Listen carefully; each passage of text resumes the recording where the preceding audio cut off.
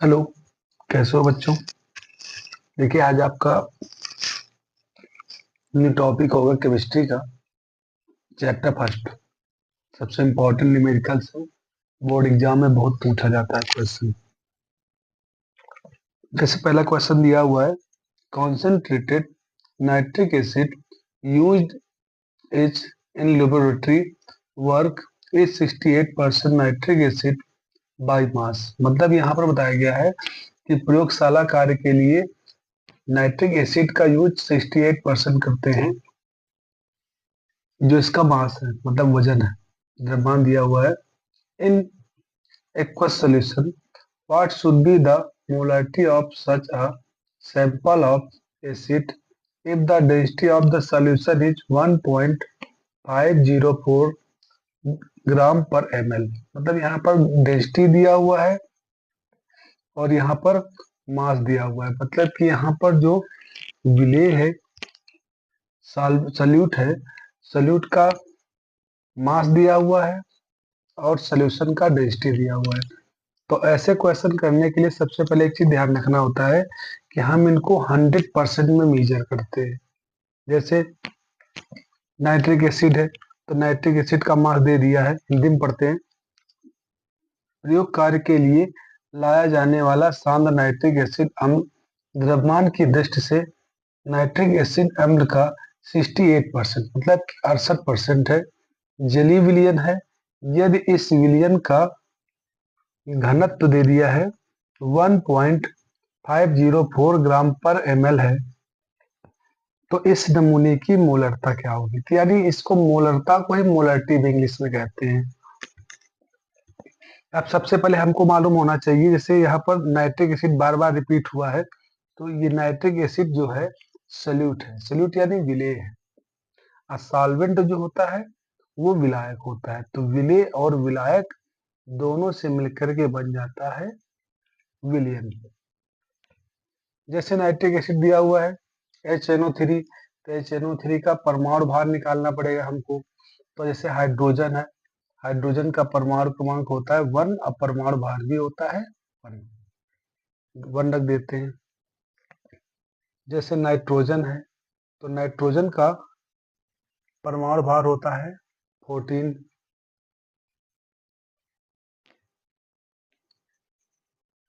परमाणु क्रमांक होता है 7। ऑक्सीजन जो दिया हुआ है O, तो O का परमाणु भार होता है 16, लेकिन ये 3 बार दिया हुआ है, तो इसलिए इसको चाहे तो आप 16 3 टाइम लिख दो या तो 16 का सीधे मल्टीप्लाई कर दो, यानी 48 कर लेते हैं। जब इनको हम ऐड करेंगे तो टोटल आ जाएगा हमारा 63 आ जाएगा। तो जो परमाणु भार है, तो परमाणु भार का यूनिट होता है ग्राम पर मोल, यानी मोलर मास को लिखते हैं ग्राम पर मोल के टर्म में। तो नाइट्रिक एसिड जो है, तो नाइट्रिक एसिड का परमाणु भार निकल आया है हमारा 63 ग्राम। इसके बाद भार तो पहले से ही दे चुका है, यानी भार यानी मास नाइट्रिक एसिड का 68 ग्राम। तो सबसे पहले हमें निकालना है मोलों की संख्या, नंबर ऑफ मोल। सबसे पहले हमको फाइंड करना है मोलों की संख्या, यानी यहाँ पर कितने मोल प्रेजेंट हैं। फार्मूला रखना पड़ेगा।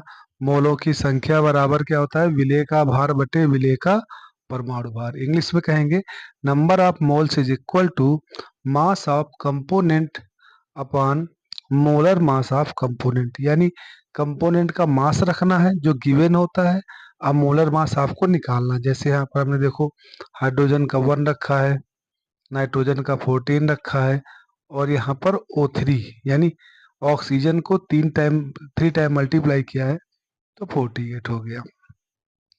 अब सबसे पहले यहाँ पर ऐसे नंबर ऑफ मोल्स निकालना है, तो यहाँ विलेय का भार जो दिया हुआ है, मास ऑफ कंपोनेंट दिया हुआ है 68 है, तो इसको 63 से डिवाइड करेंगे।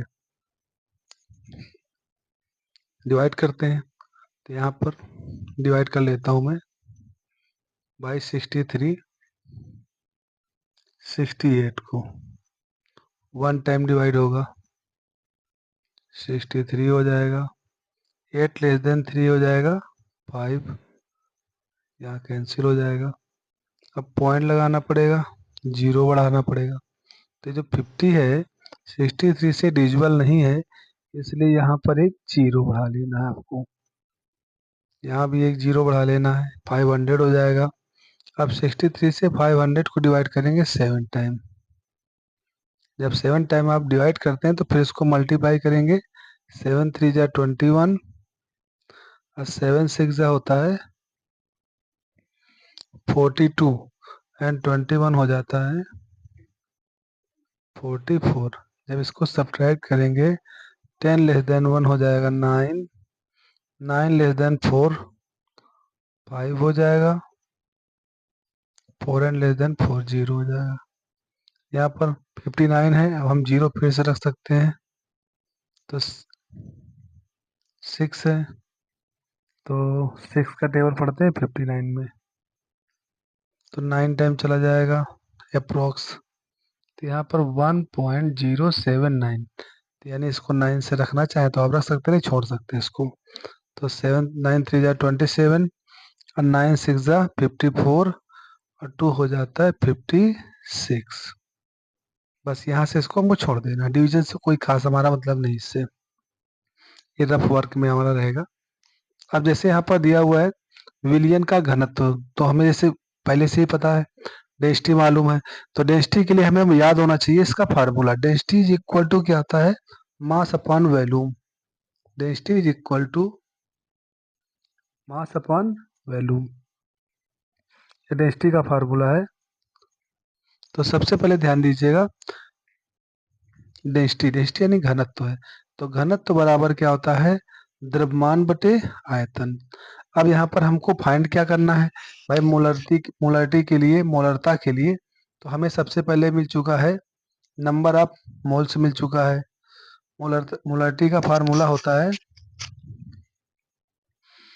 Number of moles into 1000 upon volume of solution, यानी विलियन का आयतन निकालना है। मोलरता बराबर मोलों की संख्या गुणे 1000 और अपान विलियन का आयतन, वो भी ml में रखना है।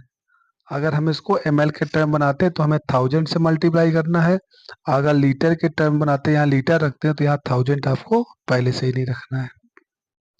अब हमने यहाँ पर वॉल्यूम जो फाइंड किया है, तो ये पहले से हमको 100% मास लेना पड़ेगा, क्योंकि ये विलियन का है, टोटल सोल्यूशन का मास है, तो सोल्यूशन का मास हमको रखना पड़ेगा 100%, यानी यहाँ पर हमने 100 रख लिया है, और यहाँ पर लिखा हुआ है 1.504। अब इसका पॉइंट हटा रहे हैं, तो यानी पॉइंट के बाद 3 डिजिट हैं, देखिए 1.54 लिखा हुआ है, तो 504 लिखा हुआ है, तो यहाँ पॉइंट हटाते हैं, 3 जीरो हम बढ़ा लेंगे, तो टोटल नंबर ये बन जाएगी। अब इसको फिर से वैसे ही डिवाइड करना है हमको, तो डिवाइड करने पर आ जाएगा 66.5 ml, ये हमारा आयतन हो जाएगा। अब सीधा सा देखो, जैसे हमें आयतन भी मिल चुका है, वॉल्यूम और नंबर ऑफ मोल्स, मोलों की संख्या भी मिल चुकी है, तो हम अब हमें सीधा निकालनी है मोलरता, मोलरिटी फाइंड करनी है। तो नंबर ऑफ मोल्स पहले से ही पता है हमको, 1.079 इंटू 1000 दिया हुआ है। अब हमें वॉल्यूम निकालना है, तो वॉल्यूम यहाँ पर दिया हुआ है 66.5। अब ये पॉइंट हटाएंगे, पहले चेक कर लेते हैं मोलर, जैसे मोलों की संख्या दिया हुआ था, नंबर ऑफ मोल्स जो है 1.079, तो यहाँ से 3 डिजिट के, यानी यहाँ 3 से पहले पॉइंट है और यहाँ पर 1 डिजिट के पहले पॉइंट है, इसलिए यहाँ पर हम 2 डिजिट बढ़ा लेते हैं। पहले हमें पॉइंट कैंसिल करना है, सबसे पहले ध्यान रखना है, तो पॉइंट एंड पॉइंट दोनों कैंसिल हो जाएंगे। अब यहाँ पर डबल जीरो बढ़ रहे हैं ये, तो ये डबल जीरो यहाँ से कैंसिल हो जाएंगे, तो यहाँ पर हो जाएगा 1079 इंटू 10, ये टोटल इसका मल्टीप्लाई हो जाएगा। अब इसको डिवाइड करना है बाई 665, यानी 665 से जब हम इसको डिवाइड कर देंगे तो हमारा मोलरिटी फाइंड हो जाएगा, यानी मोलरता हमारी मिल जाएगी। अब